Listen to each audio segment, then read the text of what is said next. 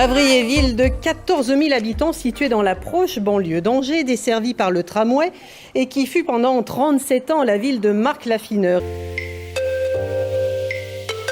Laurent Prétrault, vous dites que le 28 juin, ça n'est pas un second tour d'élection pour vous, mais une nouvelle élection. Ça veut dire quoi? Que vous faites table rase du premier tour de cette élection?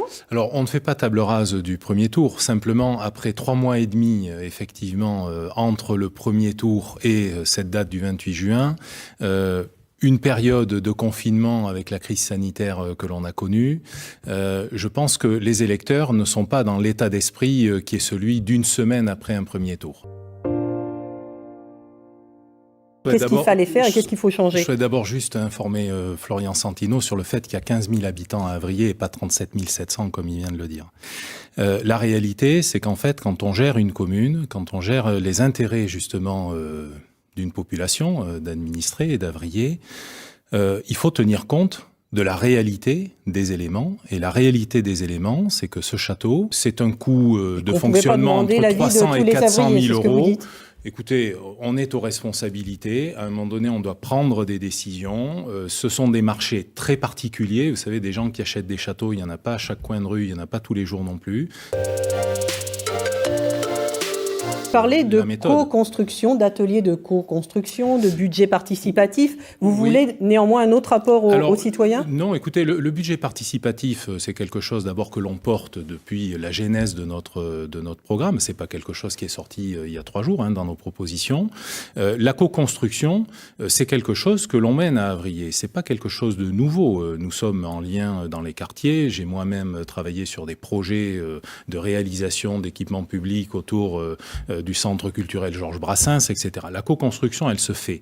La question, c'est que l'on a besoin, effectivement, aujourd'hui, je crois, sur les propositions, en tout cas, que l'on porte, on a décidé que sur 3 projets, on allait demander, effectivement, l'avis des Avriers sur le Carrefour des Familles, sur l'Espace des Réussites et sur la Plaine Intergénération.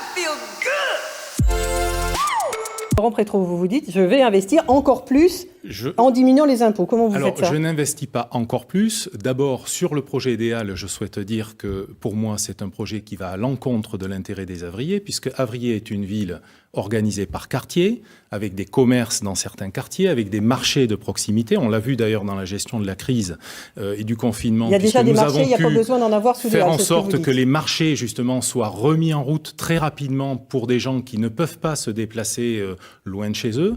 Mettre des halles en centre-ville, ça assèche complètement les commerces locaux, les commerces de quartier et les marchés. Écoutez, nous simplement, on a positionné un équipement de quartier sur le plateau Mayenne parce que c'est un élément important, l'espace des réussites. Ça fait partie justement des réajustements que l'on fait sur d'autres investissements. On a un budget d'investissement sur le mandat qui est parfaitement maîtrisé. On aura l'occasion de revenir dans les détails là-dessus. Sur la question de la maison de santé, je trouve que M. Santino a dû touper parce que c'est un projet qui est porté par Marc Laffineur et notre majorité depuis maintenant plusieurs mois, qui fait partie évidemment du programme que l'on va proposer. Donc c'est quelque chose qui est déjà engagé. Je trouve qu'effectivement reprendre cette initiative à sa gloire est un peu culotté.